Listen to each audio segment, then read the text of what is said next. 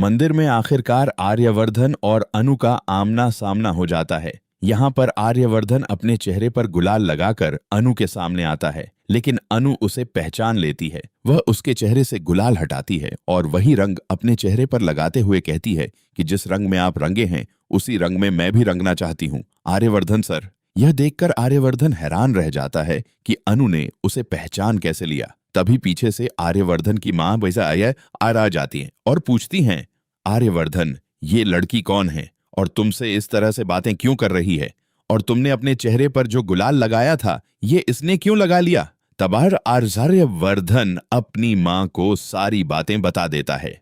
उसकी माँ यह सुनकर बहुत खुश होती हैं और कहती हैं, इसका मतलब अनु, तुम वही हो जिससे मेरा बेटा प्यार करने लगा है, लेकिन अपनी बात कह नहीं पा रहा। यह सुनकर अनु की खुशी का ठिकाना नहीं रहता। वह आर्यवर्धन से कहती है, माता रानी के सामने झूठ मत बोलिए, सच सच बताइए, क्या आप मुझसे प्यार करते हैं या नहीं? क्योंकि माता रानी ने हमें 24 घंटे के अंदर मिला दिया, इसका मतलब साफ है।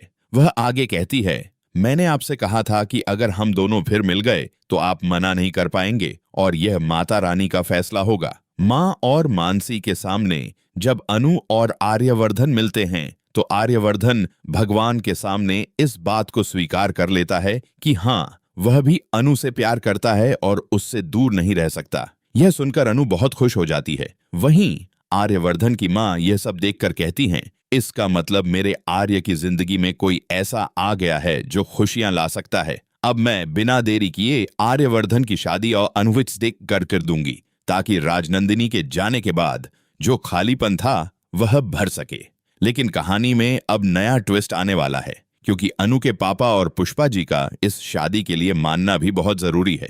अभी तक यह साफ नहीं है कि अनु के पापा इस रिश्ते के लिए तैयार होंगे या नहीं। हालांकि वे आर्यवर्धन को पसंद करते हैं, लेकिन उन्होंने कभी उसे अपने दामाद या अनु के पति के रूप में नहीं देखा। वे उसे सिर्फ एक बॉस के रूप में देखते आए हैं और उम्र का फर्क भी उनके लिए एक बड़ी बात है। ऐसे में वे इस रिश्ते को स्वीकार करेंगे या नहीं, यह देखना काफी दिलचस्प होगा।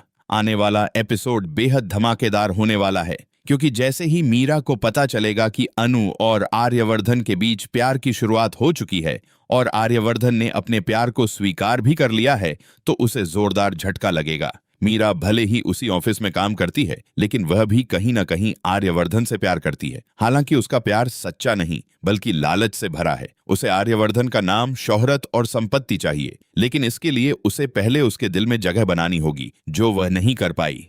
वहीं अनु ने आर्यवर्धन के दिल में अपनी जगह बना ली है। अब मीरा इस रिश्ते में दरार डालने की कोशिश करेगी। वह कई बड़ी साजिशें रचेगी ताकि अनु और आर्यवर्धन का मजबूत होता रिश्ता टूट जाए और बनने से पहले ही बिखर जाए।